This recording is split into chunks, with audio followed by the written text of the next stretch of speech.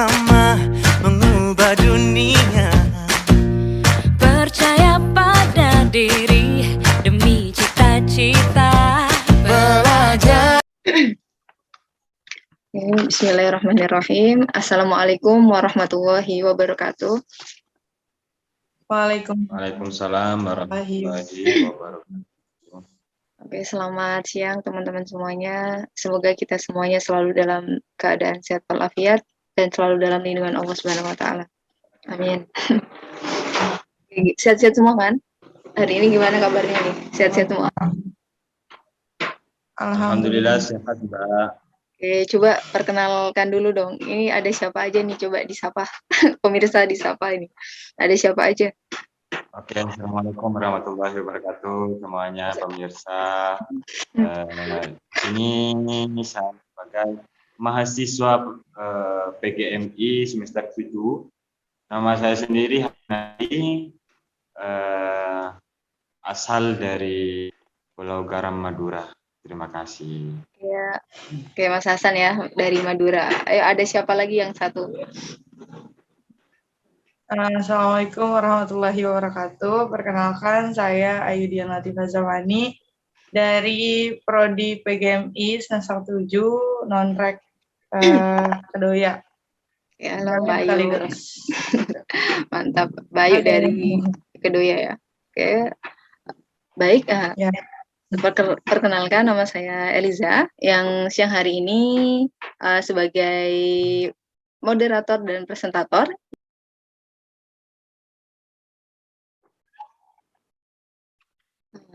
Baik, pada kesempatan siang hari ini saya Eliza sebagai presentator. Ini di sini saya akan menjelaskan tentang isu-isu dan kebijakan kontemporer pendidikan.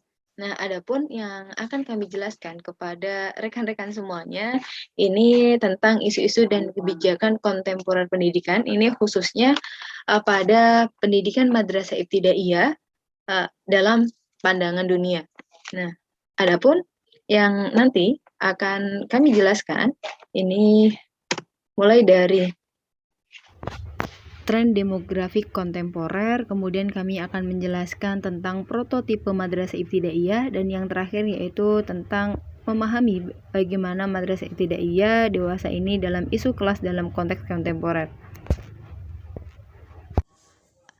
Kemudian terkait hasil dan pembahasan ini berdasarkan data yang telah kami kumpulkan, di mana ada 3 eksponen yang menjadi perhatian dalam deskripsi isu kontemporer dan tren yang terjadi di lingkup madrasah ibtidaiyah, atau yang menjabarkan 2 sekup terkait gambaran implementasi madrasah ibtidaiyah dalam memberi pemahaman agama dengan rotasi fungsional kritis, transformatif, dan legitimasi kepada peserta didik, dan gambaran berkenaan dengan tantangan implementasi pendidikan agama di madrasah ibtidaiyah dalam kaitannya dengan perspektif pendidikan modern. Nah, jadi ini ya terkait isu-isu dan kebijakan pendidikan kontemporer khususnya di madrasah ibtidaiyah itu cukup lengkap sekali untuk kita kaji gitu kan, karena ternyata isu-isu dan kebijakan kontemporer pendidikan itu juga ruang lingkupnya itu cukup banyak,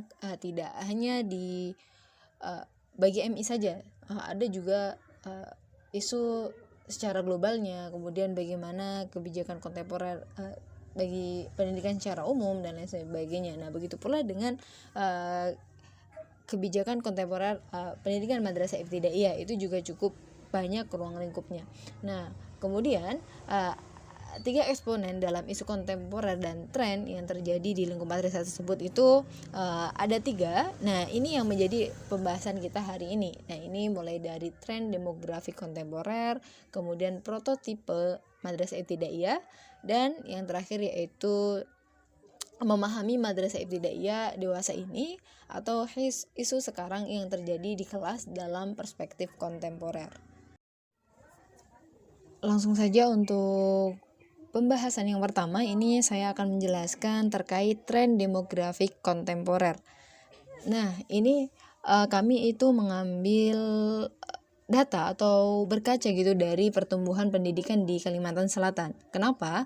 Karena dengan adanya tren demografi kontemporer tersebut itu berimbas juga di Kalimantan Selatan karena adanya tekanan demografi terhadap lingkungan dan kebersihan, kemudian masalah agama, etnis dan antar budaya dan seterusnya. Dan tren demografi kontemporer tersebut juga bagi mayoritas penduduk di Kalimantan Selatan yang umumnya itu beragama Islam ini menjadi cerminan tersendiri bagaimana bentuk masyarakatnya secara umum, yakni kekhasan religiusitasnya dalam beraktivitas. Nah ini ya makanya ini yang mempunyai kelebihan tersendiri di mana di Kalimantan Selatan ini masyarakatnya juga mayoritas ini beragama Islam dan itu sangat religius. Nah kemudian di Kalimantan, dan ini terbukti gitu kan, karena di Kalimantan Selatan itu memiliki banyak sekali madrasah, mulai dari madrasah ibtidaiyah, madrasah sanawiyah, madrasah aliyah dan juga pesantren baik salafi maupun modern. Nah hal ini juga membuktikan ya, dengan adanya madrasah tersebut ini membuktikan bahwa kuatnya akar dan pengaruh Islam di daerah ini.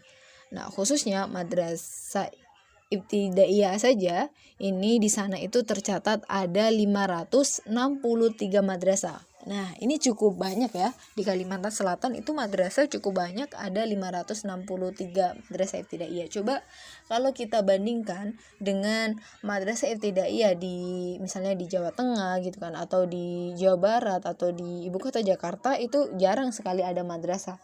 Terkadang di setiap desa itu juga paling minimal ada 1 MI, itu kadang juga tidak ada. Nah, kalau misalnya di total misalnya per kecamatan itu juga madrasah ibtidaiyah juga paling kurang lebih 30-an gitu kan. Sedangkan kalau misalnya MI secara misalnya satu provinsi gitu kan, kalau di total juga sepertinya tidak melebihi 563 madrasah ibtidaiyah. Maka dari itu ini adalah kelebihan tersendiri bagi mayoritas Kalimantan Selatan. Nah, karena madrasah ibtidaiyah ini merupakan salah satu wadah pendidikan Islam dini yang menjadi dan mendapat imbas dari tren demografi khususnya pada ranah tantangan dalam toleransi beragama. Nah, kemudian guru madrasah ibtidaiyah ini juga memiliki kemampuan dan berdakwah atau berceramah baik di dalam kelas maupun kiprah atau dakwah atau pengaruh di masyarakat khususnya dalam aspek kegiatan keagamaan. Nah, ini betul sekali, ini pun juga terbukti bahwa guru madrasah ibtidaiyah itu tidak hanya belajar tentang pengetahuan umum, melainkan juga memiliki dan belajar tentang pengetahuan agama. Makanya bisa dikatakan bahwa guru madrasah ibtidaiyah itu multifungsi lah atau multitalenta. Tidak hanya bisa mengajar secara umum, tapi juga punya kelebihan lain di mana pandai berdakwah seperti berceramah, khotbah, yasinan, sholawatan, dan kegiatan hari besar keagamaan itu juga pasti banyak guru madrasah ibtidaiyah yang terlibat di situ. Nah, kemudian berdasarkan hasil data yang ada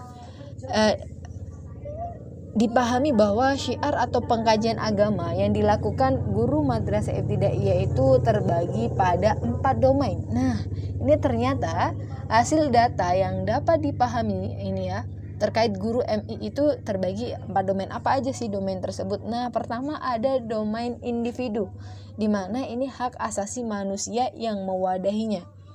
Kemudian ada domain komunal. Nah, ini dengan keterlibatan dengan keluarga, kemudian pengajian, pengajaran, eksklusif dan kebebasan beragama yang mewadahinya. Nah, itu sudah jelas. Kemudian ada domain publik, di mana agama dibatasi dengan undang-undang yang berlaku, warga negara dan negara hukum yang mewadahinya. Nah, itu betul ya, bahwa domain publik itu di mana kita sebagai warga masyarakat itu harus berhati-hati gitu kan, apalagi khususnya dalam agama itu sangat sensitif sekali karena agama ini dibatasi itu dengan undang-undang, jadi kita tidak bisa sembarangan gitu.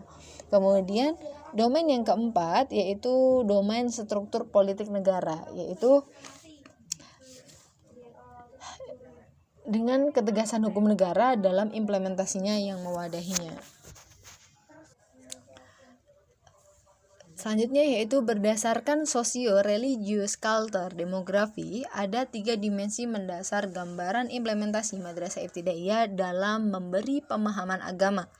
Nah, yang pertama yaitu adanya dimensi modeling force. Apa sih itu? Nah, di mana guru itu memberikan contoh dalam mendoktrin. Nah, ini ada kata mendoktrin di sini. Nah, ini mendoktrin bukan berarti kayak menghasut gitu atau memberikan misalnya nasihat yang kurang baik gitu kan, mengajarkan yang tidak baik, melainkan ini adalah doktrin-doktrin yang baik gitu.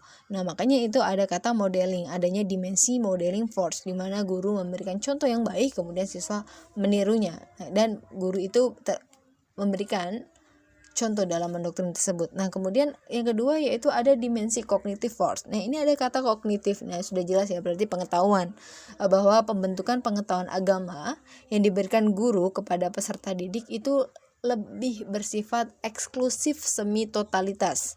Nah, itu betul ya, bahwa guru itu MI gitu kan, beliau memberikan pengetahuan agama yang diberikan kepada peserta didik itu secara totalitas. Nah, itu kita juga bisa tahu dari kehidupan yang kita jumpai sehari-hari, itu jelas sekali. Kemudian ini untuk kaitannya tentang ketuhanan, kita diajarkan tentang Tuhan. Kemudian inklusif humanis komunal dalam aspek sosial masyarakat. Nah, kemudian yang ketiga yaitu conditional force, di mana kondisi yang dibangun dalam kegiatan belajar mengajar dan culture, kurikulum dan lingkungan yang dibangun adalah kental dengan nuansa aktivitas keagamaan. Nah, jadi ini juga sudah jelas yang poin ketiga, di mana ini guru itu mampu menciptakan kondisi belajar mengajar yang baik, kemudian dan bernuansa keagamaan, karena ini juga kan di madrasah ibtidaiyah, jadi guru harus mampu membangun itu dengan nuansa keagamaan. Penjelasan selanjutnya yaitu tentang prototipe madrasah ibtidaiyah. Terus apa sih pengertian prototipe, kemudian tugasnya, kemudian output dan outcome madrasah ibtidaiyahnya. Terus bagian-bagian yang perlu diperhatikan dalam madrasah ibtidaiyah itu akan dijelaskan oleh rekan saya, Ayudian Latifah Zamani. Kepadanya saya persilahkan.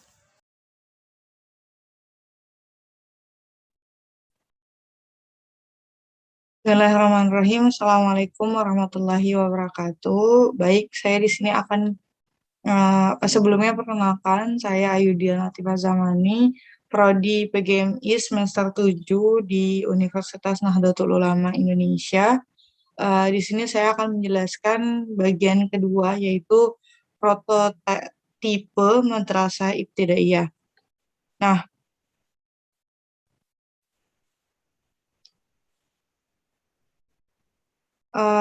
prototipe madrasah ibtidaiyah adalah tentang model proses pembelajaran dari madrasah ibtidaiyah dan tidak diarahkan pada bentuk bangunan sekolah dan kapasitas kelas dan yang lain sebagainya. Jadi yang kita tahu bahwa madrasah ibtidaiyah ini sebagai sarana mentransfer ajaran dan penanaman agama Islam merupakan salah satu faktor yang sakral untuk diuji atau dikaji. Nah, identitas madrasah ibtidaiyah ini yang dicirikan Islam memiliki beban tanggung jawab moral dalam melakukan transfer of knowledge atau value untuk peserta didiknya. Nah, fakta tentang terbatasnya fasilitas secara umum di madrasah ibtidaiyah dan prototipe madrasah ibtidaiyah dalam kajian kali ini adalah tentang model proses pembelajaran itu sendiri.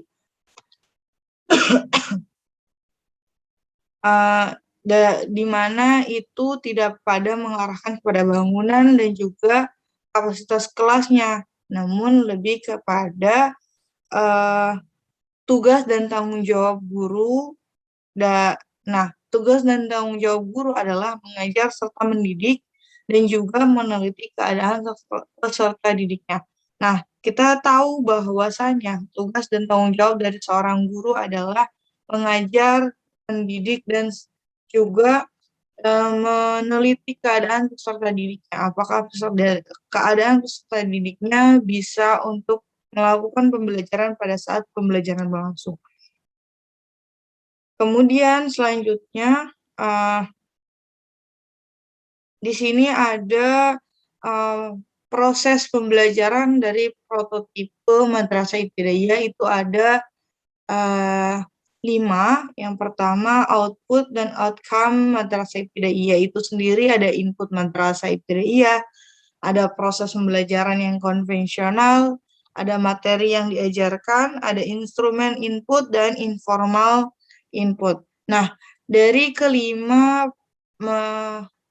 penjabaran ini, dari kelima kerangka ini, ada yang termasuk atau yang perlu kita perhatikan, yaitu yang pertama itu adalah instrumen input.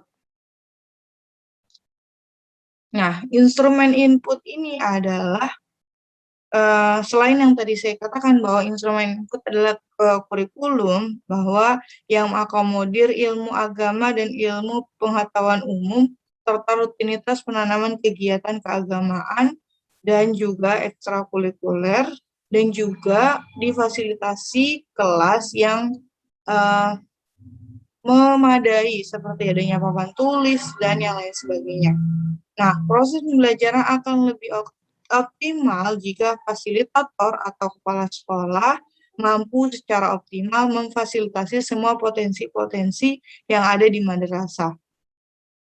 Nah, baik itu potensi pada unsur-unsur manusianya seperti guru maupun pada perlengkapan-perlengkapan madrasahnya yang bisa dimanfaatkan agar tujuan madrasah dapat tercapai dengan sebaik-baiknya. Nah, jadi instrumental input itu adalah bukan hanya sekedar gurunya yang harus ada, tapi juga perlengkapan pembelajaran.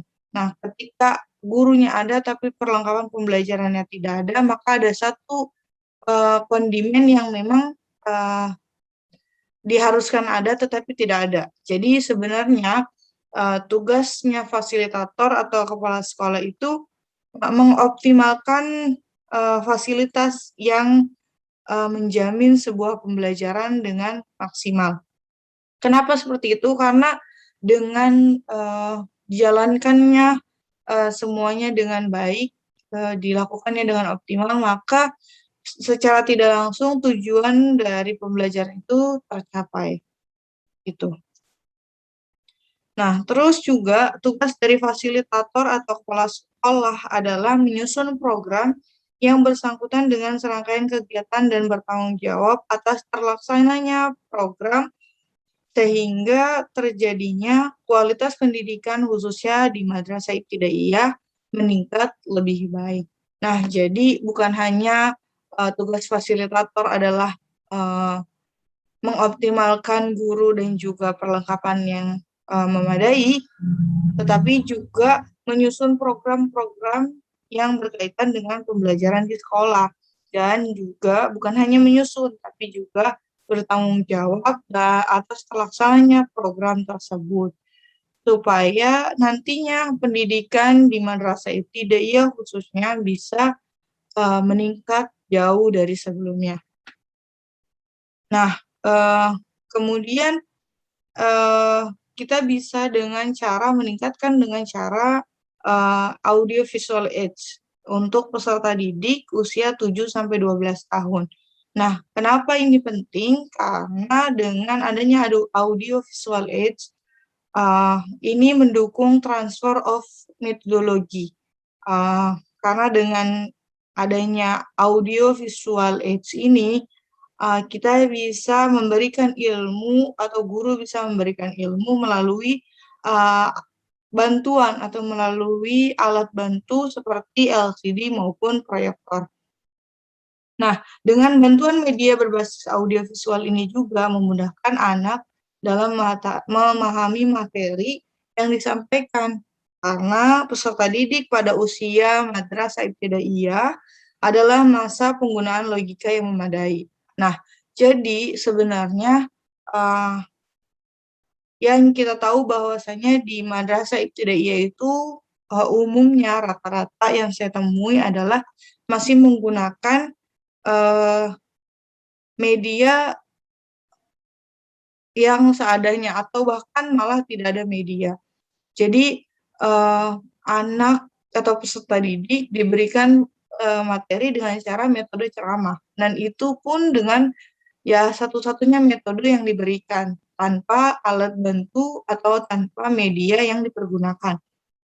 Nah, kalau kita coba untuk menggunakan pembelajaran atau di saat pembelajaran kita menggunakan metode dan media yang memang bisa meningkatkan kemampuan siswa dalam memahami, kita coba untuk melakukan itu. Contohnya itu adalah melakukan dengan menggunakan media audiovisual, karena dengan usia mereka, mereka adalah masa di mana penggunaan logika yang memadai. Jadi dia lebih memperlihatkan atau dia lebih menggunakan logikanya. Jadi di saat itulah kita bisa menggunakan media audiovisual dengan baik, sehingga materi yang kita berikan bisa dengan mudah diterima dengan peserta didik.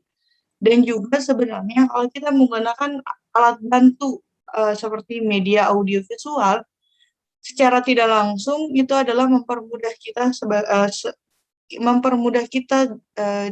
seorang guru adalah kita tidak perlu memberikan materi yang rumit atau berlibat-libat dengan pemberian materi dari kita, atau dengan metode ceramah kan memberikan materi dengan bahasa yang rumit. Nah, sedangkan kalau dengan bantuan alat media audiovisual secara tidak langsung itu akan memberikan materi dengan visual juga dan audio juga. Jadi bukan cuma dia dengarkan, tapi juga dia melihat secara langsung bahwa ini adalah contohnya gitu, atau ini adalah gambarannya seperti ini.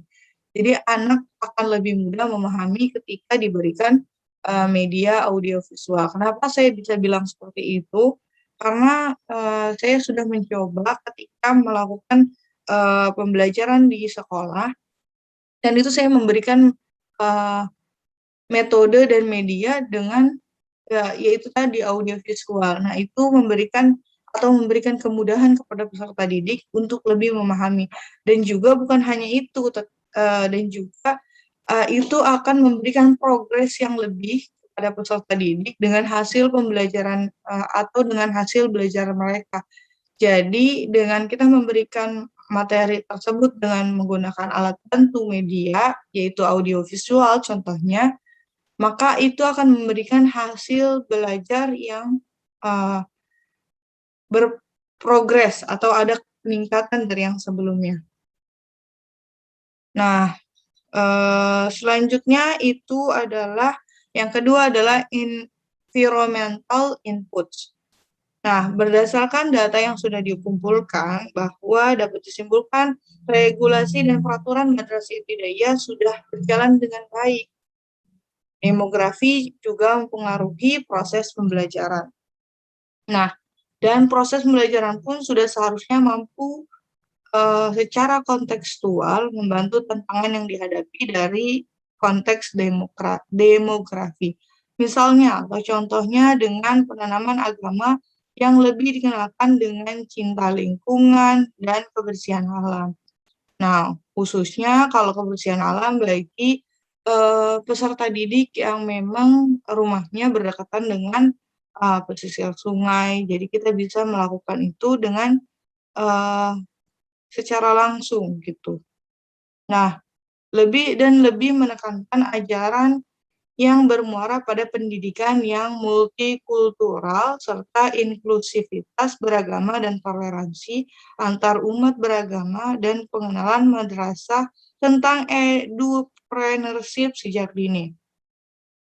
Dan juga ditambah dengan guru dan stakeholder madrasah ibtidaiyah yang harus peka dengan perubahan sosial dan pengembangan teknologi dalam pembelajaran. Nah, jadi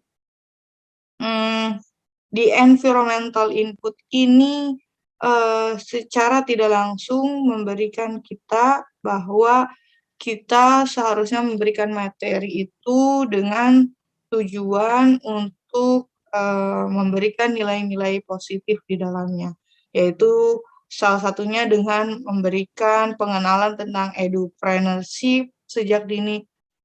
Sebenarnya ya di usia madrasah ibtidaiyah mereka belum mengerti mengenai itu, tapi setidaknya nanti pada saat dewasa ada gambaran mengenai hal tersebut. Jadi nanti ketika dia masuk dewasa sudah nggak kaget lagi dengan hal-hal yang seperti itu. Seperti itu. Lanjut, dan juga guru dan stakeholder madrasah ibtidaiyah harus peka dengan perubahan sosial dan pengembangan teknologi dalam belajar. Nah, di sini juga penting nih, kenapa? Karena kalau kita bisa peka atas perubahan sosial dan juga perkembangan teknologi, maka madrasah ibtidaiyah pun akan ikut berkembang secara tidak langsung. Kenapa? Karena dengan kita mengetahui perubahan sosial dan juga pengembangan teknologi, maka kan kita terapkan juga dalam pembelajaran. Misalnya, dalam pengembangan teknologi. Di tahun-tahun ini kan banyak teknologi yang bisa kita gunakan dalam sebuah proses pembelajaran. Nah, itu salah satunya adalah yang tadi saya sudah sebutkan mengenai media audiovisual. Nah, dengan audiovisual itu kita bisa menggunakan laptop yang disambungkan ke LCD atau proyektor, kemudian nanti peserta didik bisa menyaksikan secara langsung bagaimana contohnya proses pembelajaran atau bagaimana proses membuat sebuah pensil. Nah, itu kan dia bisa melihat secara langsung bahwa oh ini nyatanya seperti ini gitu. Bukan hanya kita menjelaskan dengan metode ceramah, tapi juga kita bisa memberikan contoh lebih yang mereka bisa pahami secara langsung gitu, tanpa mereka harus menerka-nerka lagi. Jadi dia ada contoh konkret atau contoh nyata yang dia lihat. Nah, itu penting juga bagi perkembangan madrasah ibtidaiyah. Nah, selanjutnya yang terakhir adalah proses pembelajarannya itu sendiri, yaitu sejalan dengan perbedaan ruang, masa, dan lingkungan sosial yang melahirkan dalam proses pembelajaran, maka akan terjadi perbedaan pengalaman hidup yang dilalui oleh setiap individu pelaku dalam proses pembelajaran. Nah, jadi sebenarnya proses pembelajaran itu adalah sebuah perbedaan ruang, masa, dan lingkungan sosial yang terlahir dalam proses pembelajaran itu sendiri. Nah, dengan begitu kita juga dapat pengalaman mengenai perbedaan pengalaman hidup di setiap individu yang terjadi. Nah, perbedaan pengalaman hidup ini juga atau sosiokultural itu akan melahirkan intensitas dan integritas pendidik dan peserta didik dalam agama dan kulturnya, dan juga berpengaruh terhadap pemahaman beragamanya.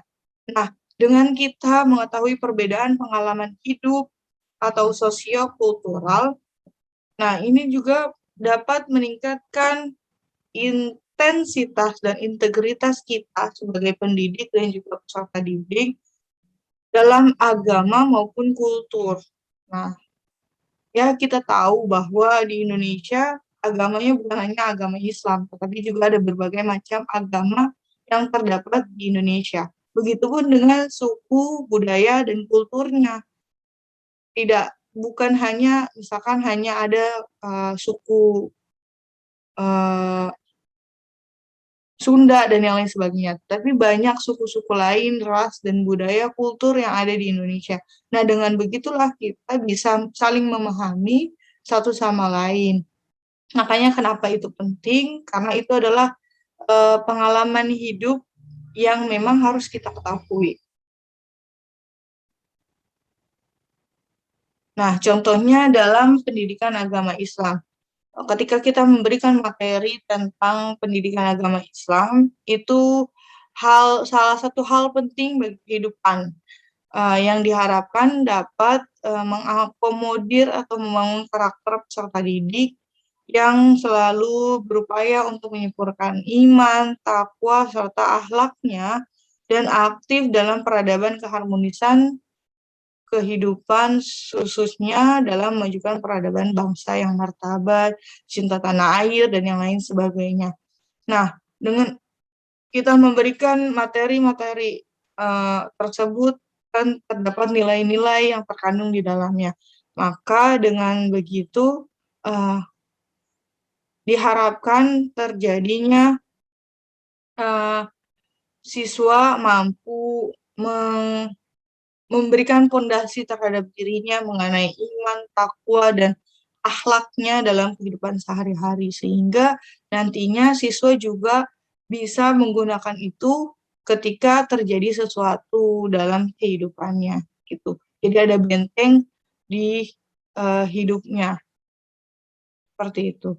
Dan juga dari harapan tersebut tentu sangat didukung dengan guru dan juga pendidik madrasah yang profesional. Nah, bagaimana bisa bisa menjadi guru yang profesional kalau kita belum melakukan unsur-unsur yang terdapat dalam keprofesionalan gurunya, yaitu yang pertama, kelompok kerja guru, musyawarah guru mata pelajaran dari lembaga penjamin mutu pendidikan, pusat pengembangan dan pemberdayaan pendidikan dan tenaga pendidikan, kepala madrasah, persatuan orang tua murid, komite madrasah, pengawasan madrasah, pemerintah daerah, dinas pendidikan, dan kementerian di daerah, serta seluruh yang ikut adil dalam pihak pendidikan.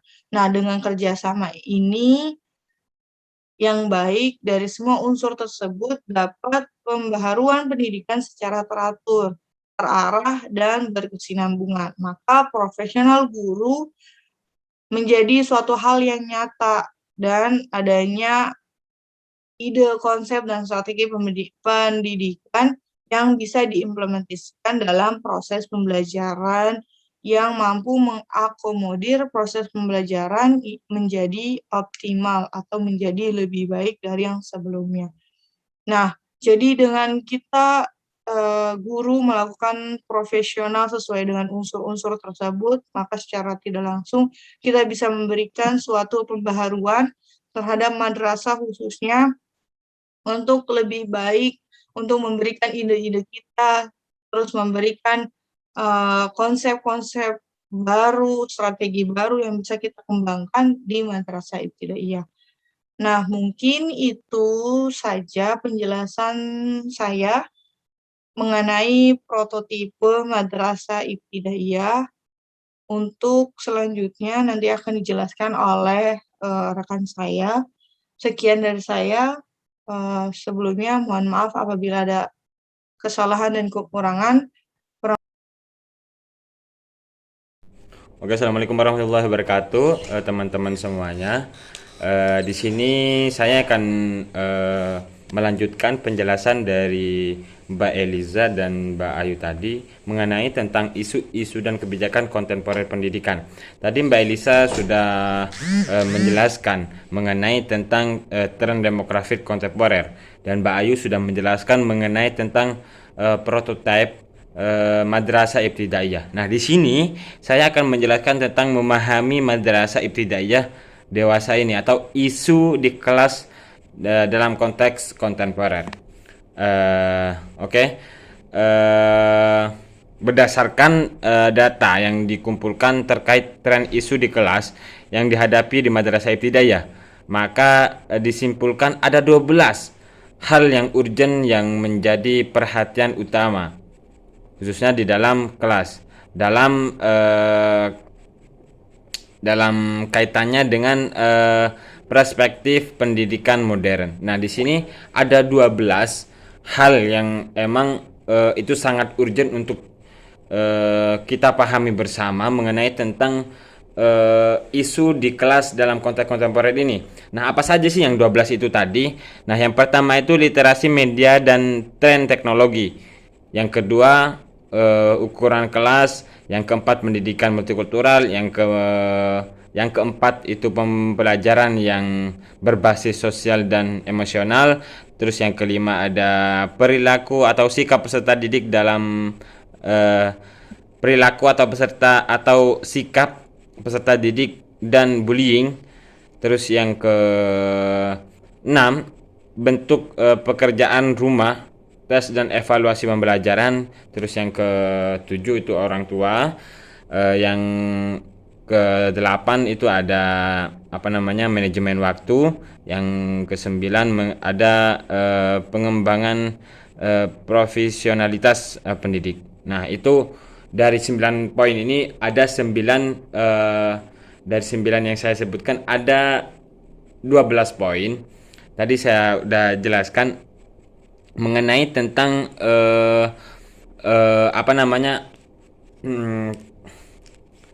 isu di kelas dalam konteks kontemporer. Nah, kenapa di sini ada literasi media dan tren teknologi? Nah, emang di masa sekarang pendidikan itu emang harus berbasis teknologi dan media. Terus yang kedua ada ukuran kelas. Nah, ini juga jadi patokan kita untuk pendidik, bahwasanya ukuran kelas itu emang harus memadai daripada peserta didik kita. Terus yang ketiga ada pendidikan multikultural. Pendidikan multikultural ini artinya kita itu harus sama-sama menjunjung yang namanya suatu perbedaan. Terus yang selanjutnya pembelajaran yang berbasis sosial dan emosional.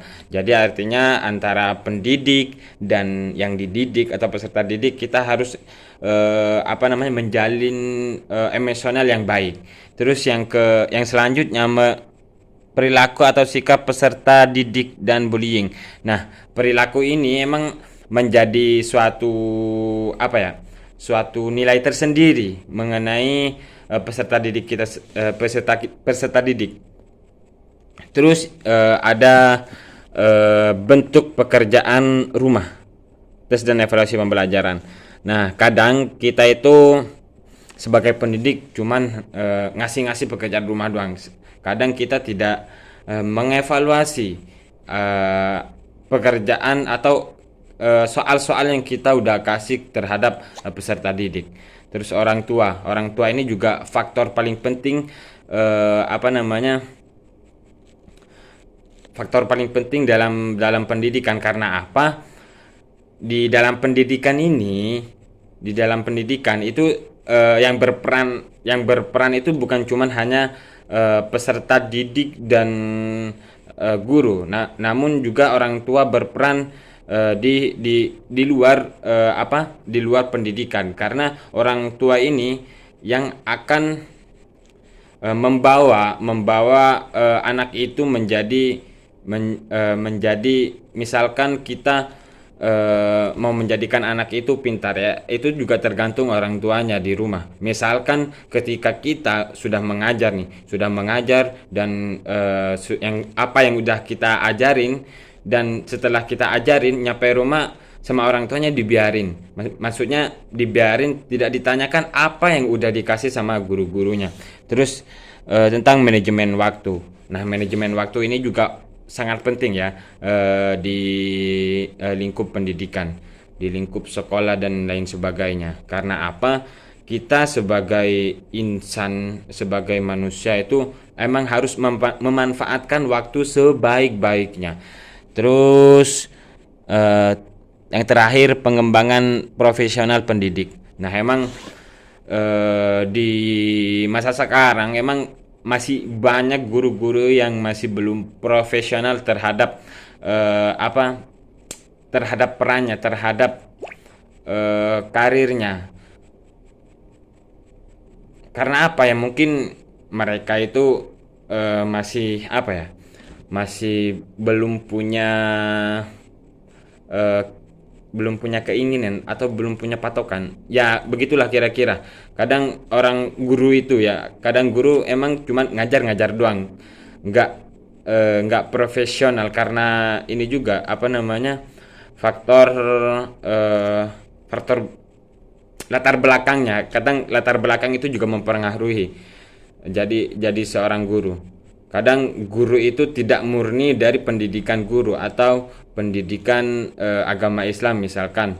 Terus ya begitulah kira-kira. Mungkin itu yang saya dapat sampaikan. Kurang lebihnya saya mohon maaf. Wallahu nafi'il aqwamit. Wassalamualaikum warahmatullahi wabarakatuh.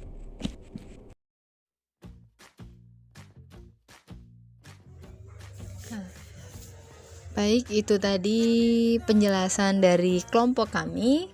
Nah, ini dapat saya simpulkan bahwa implementasi pendidikan di madrasah ibtidaiyah dalam konteks kontemporer ini mengalami kerentanan dalam identitasnya, dan khususnya dalam bentuk institusi pendidikan dini dalam penanaman ajaran agama. Tentu permasalahan praksis dalam proses pembelajaran itu perlu diperhatikan.